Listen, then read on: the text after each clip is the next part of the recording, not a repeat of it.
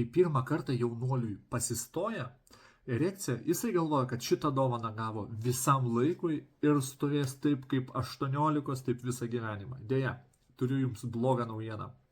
Dėl to, ką mes valgom, ką mes geriam, kaip vedam savo gyvenimą ir su kuo mes jį vedam, o tai yra centrinė nervų sistemos poveikis, psichosomatika, fiziologija ir taip toliau, lygos, vaistai, žalingi įpročiai, nedamiegojimas ir kiti veiksniai įtakoja taip, kaip tavo erekcija elgsis su tavimi ateityje. Arba tiksliau, kaip tu su ją elgsis. Hren tibė, kaip sako rusai, ne visam gyvenimui šita duotybė duota ir šitas džiaugsmas. Be erekcijos tu gali gyventi. Šlapintis galėsi su bet kokiu, nebūtinai su stovinčiu. Todėl su savo tuo daikteliu reikia elgtis taip, kaip su geriausia mašina. Priežiūra, tepalų keitimas, pastovus dulkių valymas, lygiai taip ir čia.